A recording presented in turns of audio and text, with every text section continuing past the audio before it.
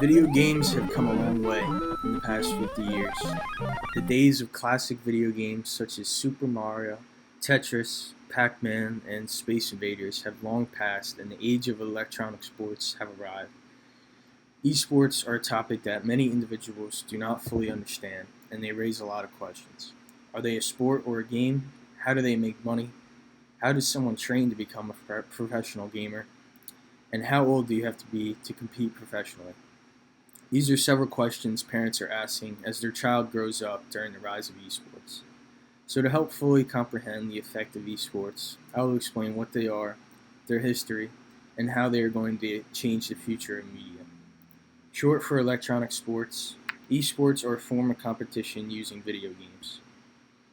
Professional gamers, otherwise known as content creators, are paid for their participation in organized competitions alongside their streaming services on social media. These competitions are held in sporting venues, and gameplay is also televised or streamed. Various games are played, such as League of Legends, Call of Duty, Valorant, and many others that award money and trophies. According to a report by esports analytics provider Newzoo, at current growth rates, the esports market will generate $1.8 billion in revenue by the end of 2022. This showcases the effect esports has on our society as the industry continues to grow each year. However, they have particularly caught the attention of our country's youth.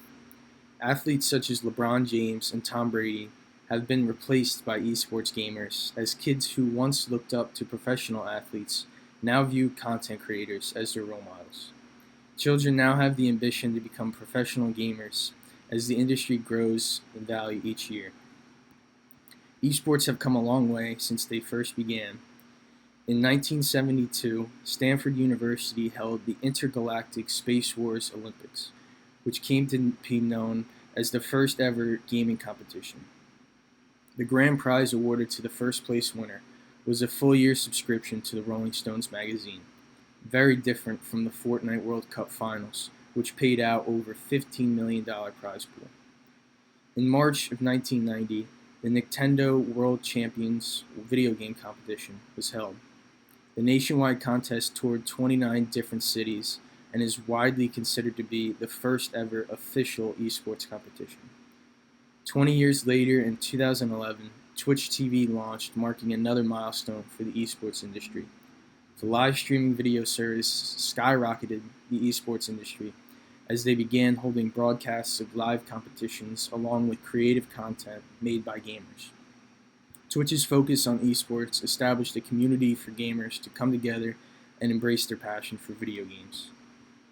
Graham Detoit, head of sales and marketing for ESL, which is the largest independent league for esports, said that the industry is forecast to grow to approximately $4 billion by the end of 2030. The rise of esports across the country has affected the participation in traditional sports among the nation's youth. Children are now considering esports as a profession that seems much more possible than making it rather than traditional sports. Becoming a professional gamer is no joke. Those who make it successfully contribute several hours a day to their gaming, and through extremely hard work and dedication, they separate themselves from other competition.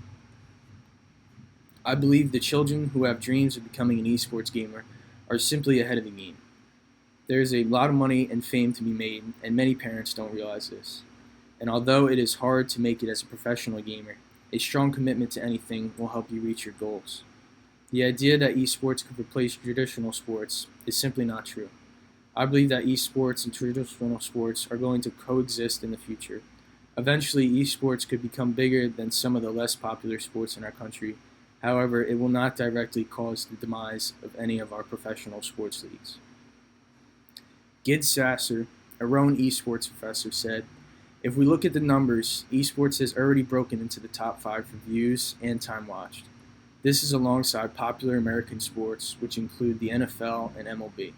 But in order to maintain this growth and potentially break into the number 1 spot, we will need continued support from the traditional level, TV coverage, buy-in from academia, and also developers. Overall, esports has created a new participatory culture for individuals to compete in and make money while having fun. It is a new industry that is going to continue to grow and make a positive impact on our society. I truly think that in the next few years, esports will be viewed as just another sport for us to play.